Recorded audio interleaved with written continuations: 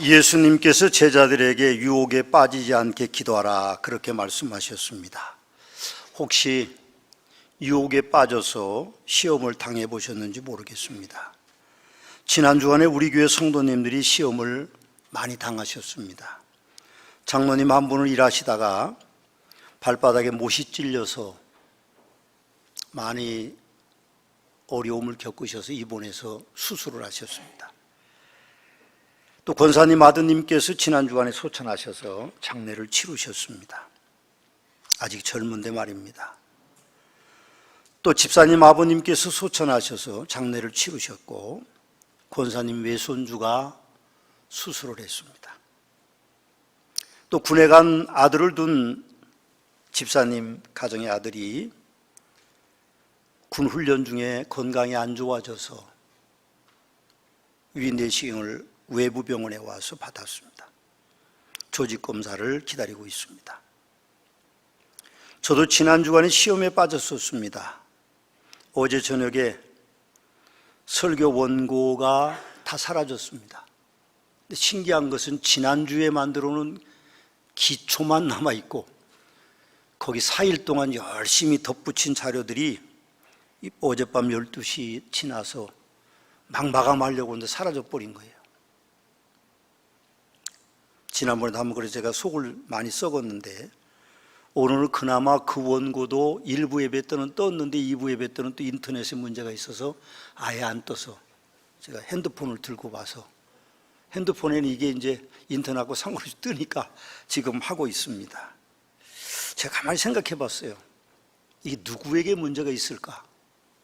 노트북의 문제도 아니고 프로그램 문제도 아닌 걸 제가 조금 전에 왔다 갔다 하면서 느꼈어요. 그런가 하면 이 에버노트라는 프로그램이 프리미엄 프로그램을 까십시오 그랬는데 제가 보니까 돈을 더 달라고 하더라고요.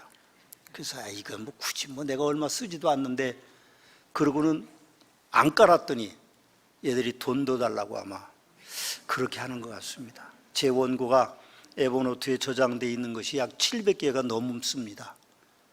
이 노트북을 바꾼 다음에 700개의 원고가 그 안에 들어가 있으니까 아마 이게 감당을 못하고 있는 거 아닌가 그런 생각이 들어서 프로그램을 바꾸든지 아니면 프리미엄을 좀 돈도 더 내고 그렇게 해야 되겠다 그랬는데 어제 어떤 집사님 저한테 여자 집사님 그러셨습니다. 목사님 내일 또 원고 없어졌다고 하지 마세요.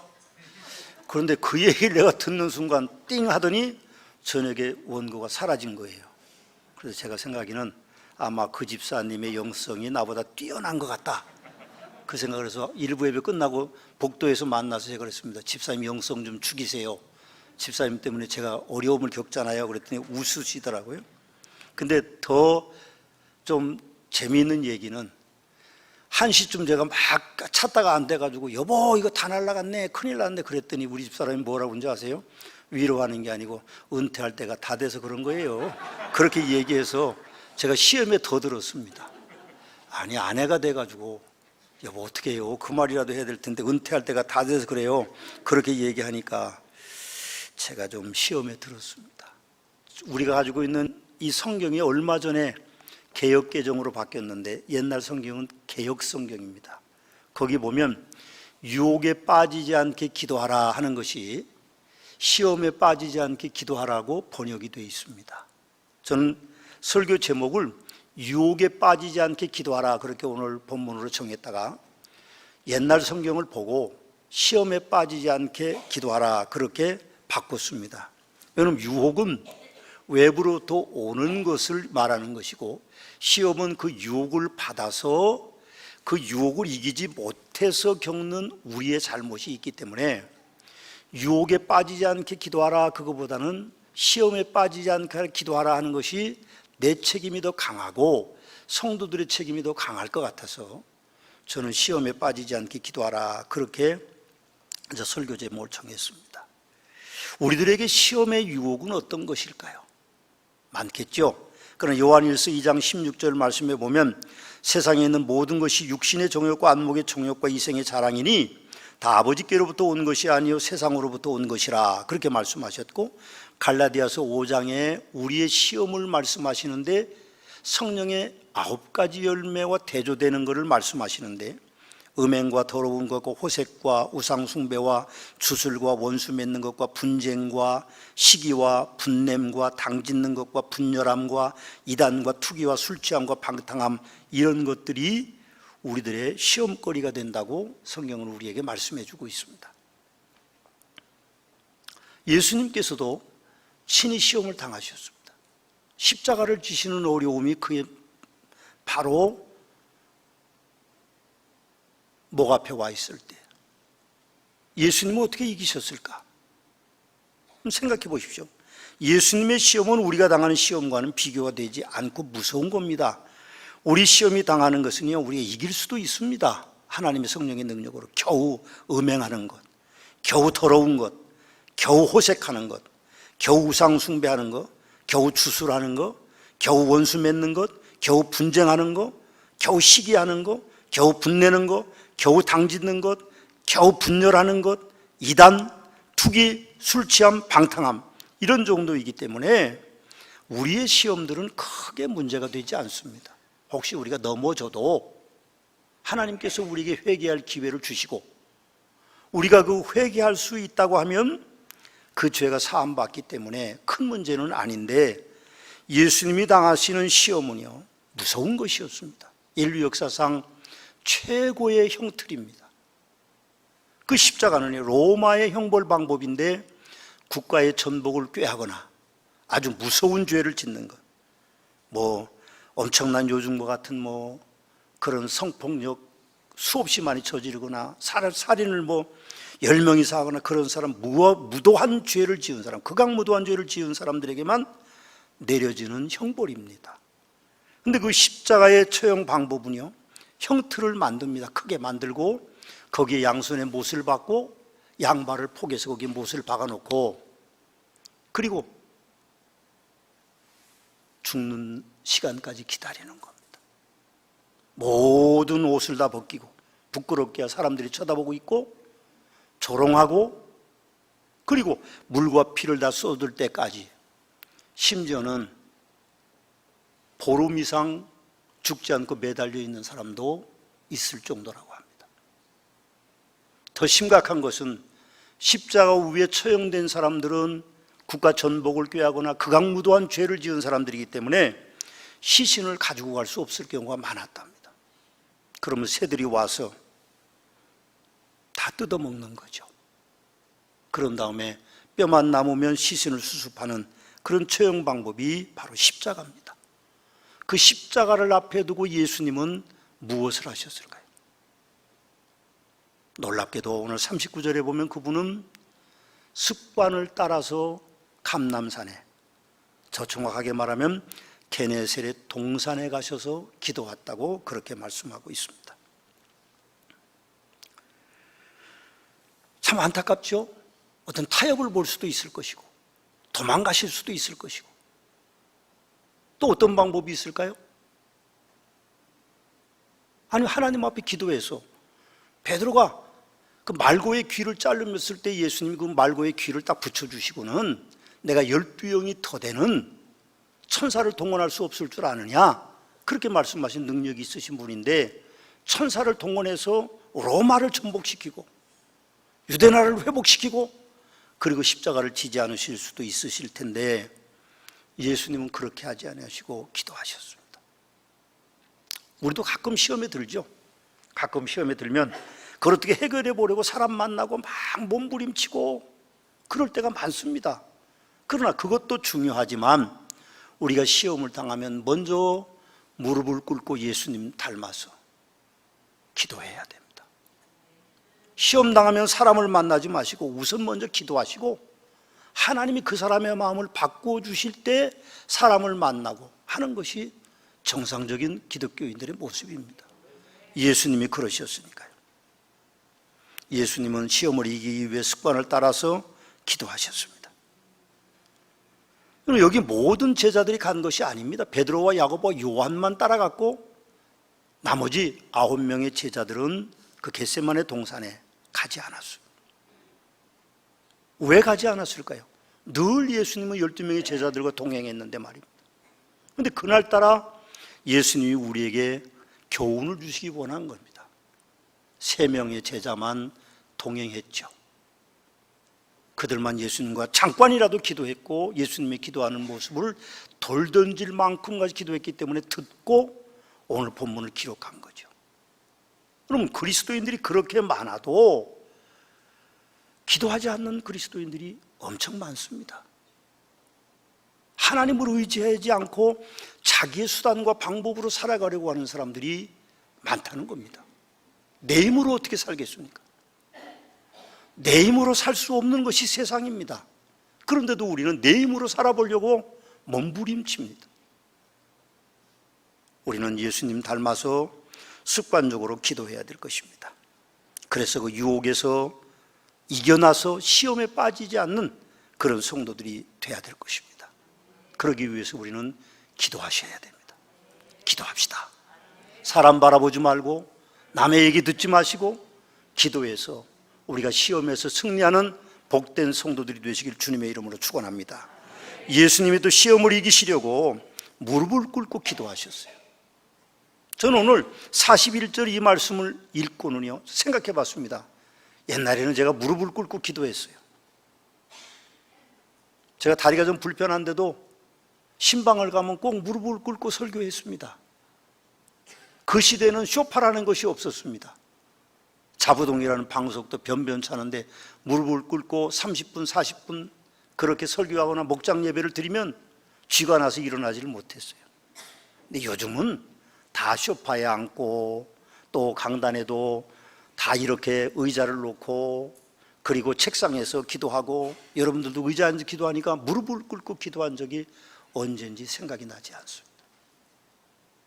그럼 우리가 어려움을 겪으면 시험을 당하면 별 수 없이 우리가 무릎을 꿇어야 될 것입니다. 무릎을 꿇고 하나님 앞에 우리가 기도하는 것이죠. 혹시 신앙생활이 예전만 못하신 분들이 계십니까? 옛날에는 교회 오는 것이 그렇게 즐거웠는데 지금은 교회 오는 게 즐겁지 않습니다.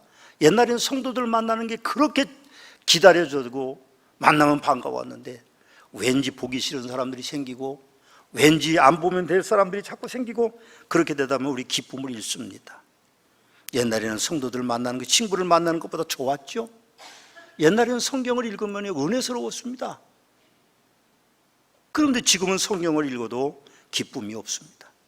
옛날에 11조를 드리면 환희의 투자금 같았는데 지금은 아까운 생각이 들고 액수를 줄이거나 자꾸 빼먹고 그런 일들이 생깁니다.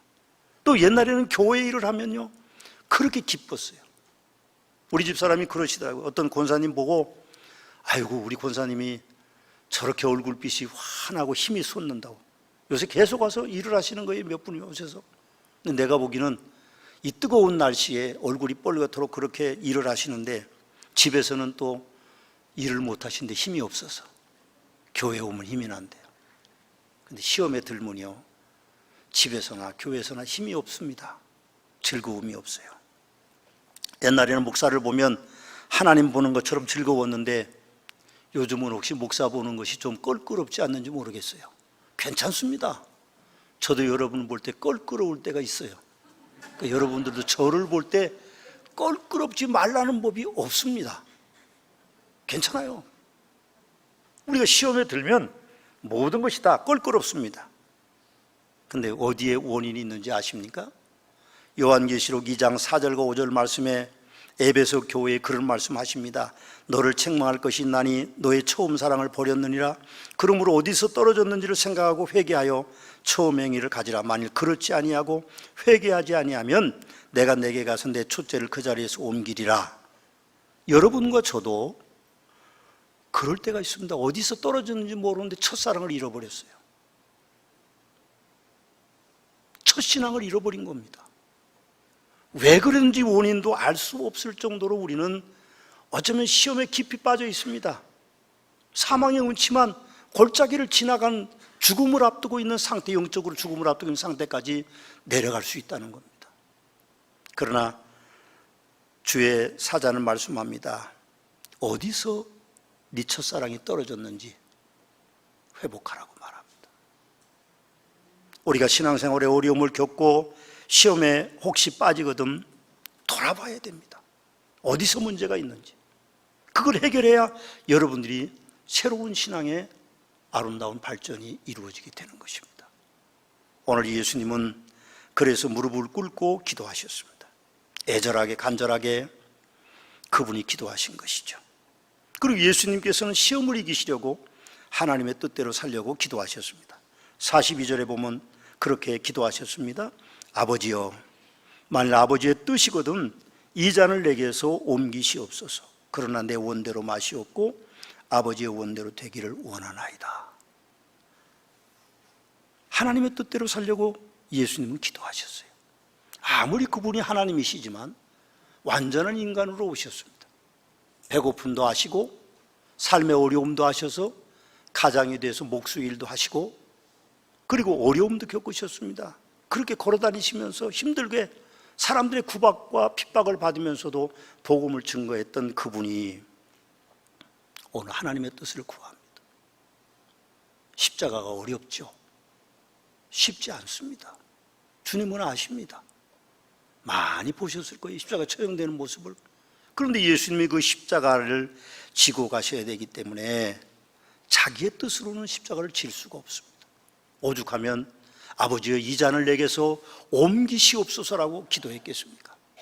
그런데 그 예수님이 뭐라고 결론을 맺습니까? 나의 원대로 마옵시고 아버지 하나님의 뜻대로 하시옵소서 하면서 그 십자가를 지시겠다고 말씀하고 있습니다. 우리가 기도할 때 뭘 구합니까? 다 우리 욕심껏 구하잖아요. 다 우리 욕심껏 구합니다.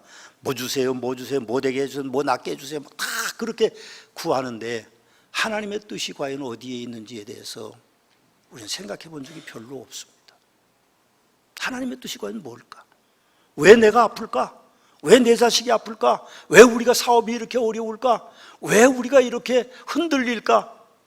거기 하나님의 뜻이 어디에 있는지 우리가 좀 돌아봐야 될 필요성이 있습니다. 그리고 내 뜻대로 마옵시고 아버지 하나님의 뜻대로 하옵소서 하고 우리가 엎드려 무릎을 꿇고 기도할 수 있는 백성들이 돼야만 됩니다.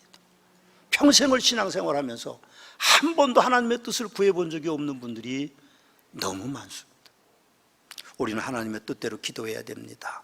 또 예수님께서는 시험을 이기시려고 하나님의 도움받는 기도를 하고 계시는 것을 우리가 43절에서 봅니다.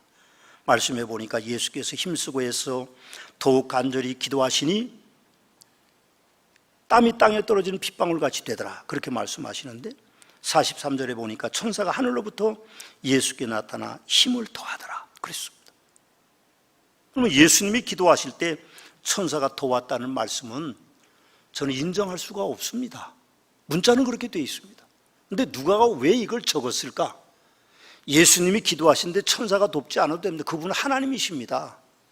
그런데 왜 누가가 그것을 그렇게 적었는 건 바로 우리를 위해서, 여러분들을 위해서, 나를 위해서 그렇게 한 겁니다.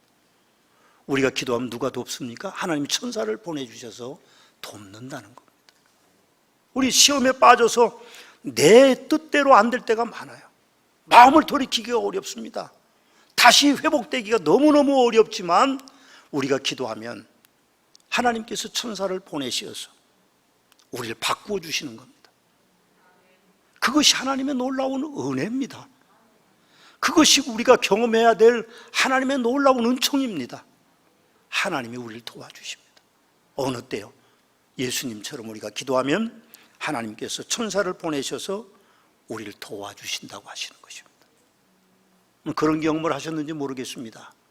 어떤 때는 기도하면 5분도 길어요. 몇 번 눈을 떴다가 맞다 시계를 보는데 어떤 때는 기도하면 1시간도 그냥 갑니다. 전혀 잠깐인 것 같은데 벌써 1시간이 가고 그렇습니다. 그런 것을 보면 성령 하나님이 기도할 때 우리를 도와주십니다. 하나님의 뜻대로 기도하면 우리가 시험 들을 때 하나님의 뜻을 구하면서 무릎을 꿇고 기도하면 하나님께서 우리를 도와주신다는 겁니다. 그런 경험들이 여러분 모두에게도 있게 되시기를 예수님의 이름으로 축원합니다. 또 예수님께서는 시험을 이기시려고 오랜 동안 기도하셨습니다. 44절 말씀해 보니까 예수께서 힘쓰고 애써 더욱 간절히 기도하시니 땀이 땅에 떨어지는 핏방울과 같이 되더라. 얼마나 애절하게 힘들게 기도하셨으면 땀이 뚝뚝뚝 떨어지는데 피가 쏟아지는 것처럼 그렇게 누가는 그렇게 기록하고 있습니다. 누가는 베드로의 제자입니다. 의사입니다. 의사가 인체에 대한 걸 너무 잘 아는 의사인데도 그런 표현을 기록하는 것을 보면 예수님의 기도가 얼마나 애절하고 얼마나 오랫동안 기도하시고 얼마나 힘들게 애통하면서 기도하셨으면 땀방울이 핏방울처럼 떨어진다고 그렇게 표현하고 있겠습니까? 오랜 기도가 중요합니다. 그럼 기도는 하늘에 쌓아집니다. 우리가 기도하면 하나님이 천사를 보내셔서 금대접에 우리의 기도 제목을 가지고 올라가십니다. 올라가면 그것을 하나님 보좌 옆에 있는 금향로에 쏟아붓고 거기서 향이 나고 기도의 응답이 우리에게 이루어지는 것입니다. 근데 우리가 작게 기도하면 접시도 안 채워지는데 천사가 뭘 가져가겠어요? 향로에 가득 채워지지도 않는데 하나님이 왜 응답하시겠습니까? 우리는 오래 기도해야 됩니다.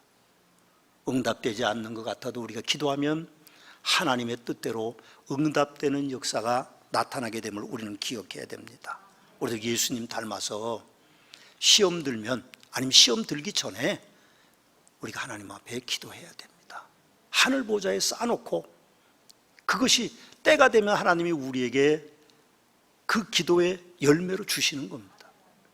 그래서 여러분, 어려움 겪기 전에 새벽에 오셔서 기도하시고, 어려움 겪기 전에 심야 기도에 와서 기도하시고, 어려움 겪기 전에 집에서라도 기도하시고, 기도하셔서 기도를 좀 하늘에 많이 쌓아놓으면 그것이 하나님의 놀라운 은총이 내릴 때 우리에게 쏟아부어 주시는 것입니다. 그렇게 쏟아부어 주시는 축복이 여러분 모두에게 있게 되시기를 예수님의 이름으로 축원합니다.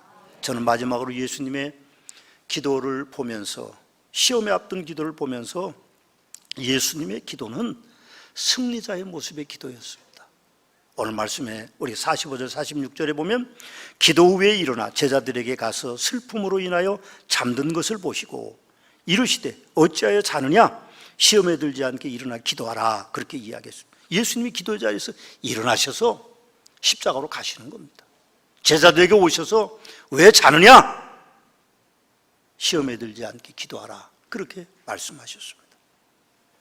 결국은 예수님께서 베드로에게 말씀하신 것처럼 12영이 더 되는 천사를 동원해서 십자가를 거절할 수도 있으셨지만 그분은 털 깎는 어린 양이 소리내지 않고 털을 깎는 것처럼 그렇게 어린 양이 되셔서 희생의 제물이 되셨습니다.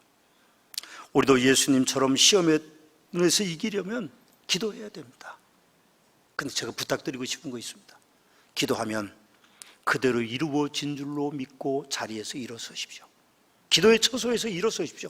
그리고 하나님이 내 뜻이 아닌 하나님의 뜻이 이루어질 줄로 믿고 우리는 담대하게 나가서 사업을 하든지 공부를 하든지 직장을 다니든지 무엇을 하든지 기도의 영역으로 승리하는 복된 성도들이 되시기를 주님의 이름으로 축원합니다.